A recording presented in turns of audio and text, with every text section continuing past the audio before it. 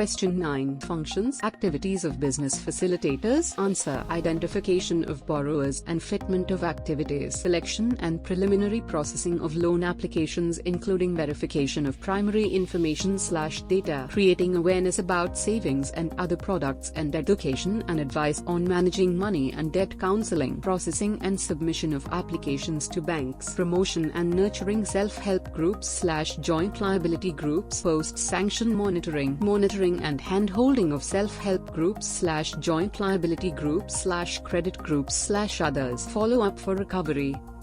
Question 10. Who is eligible for Business Facilitator (BFS)? Answer: under the Business Facilitator model, banks may use the services of intermediaries such as NGOs/SHGs, farmers clubs, cooperatives, community-based organizations, IT-enabled rural outlets of corporate entities, post offices, insurance agents, well-functioning panchayats, village knowledge centers, agri-clinics, agri-business centers, Krishi Vigyan Kendras, VIC/QUIB units.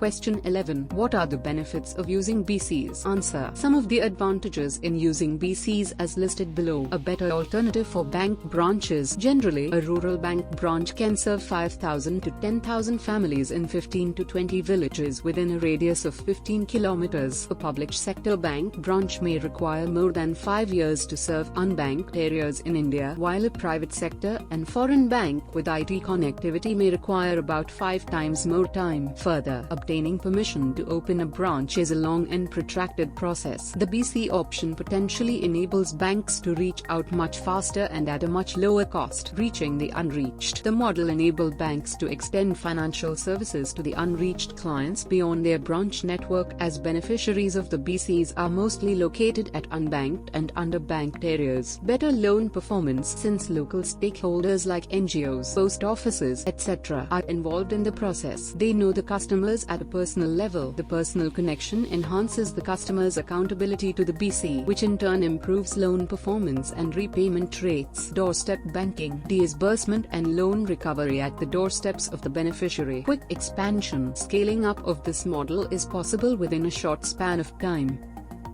Question 12. What is the guidelines for engaging business correspondents? BCs? Answer: banks may formulate a policy for engaging business correspondents (BCs) with the approval of their board of directors. Due diligence may be carried out on the individuals/entities to be engaged as BCs prior to their engagement. The due diligence exercise may, inter alia, cover aspects such as reputation/market standing, financial soundness, management and corporate governance, cash handling ability to implement technology solutions in rendering financial services. Question 13. What is BCBF model? Answer: with the objective of ensuring greater financial inclusion and increasing the outreach of the banking sector. In January 2006, based on the recommendations of Khan Commission, the Reserve Bank of India issued a new set of guidelines allowing banks to employ 2 categories of intermediaries: business correspondents (BCs) and business facilitators (BFs) to expand their business. According to the guidelines, scheduled commercial banks including regional rural banks, RRBs, and local area banks (LABs) have been permitted to use the services of intermediaries in providing financial and banking services throughout the country and even in remote areas. In this model, BCs are permitted to carry out transactions on behalf of the bank as agents. The BFs can refer clients, pursue the client's proposal and facilitate the bank to carry out its transactions, but cannot transact on behalf of the bank. Recently, Reserve Bank of India (RBI) has permitted all business correspondents (BCs) working for one particular bank perform business for other banks too. As reported by the banks under their financial inclusion plans, nearly 2,48,000 BC agents had been deployed by banks as on March 31, 2014, which are providing services through more than 3,33,000 BC outlets. Nearly 117 million basic saving bank deposit accounts (BSPDAs) opened through BCs remained outstanding as on March 31, 2014.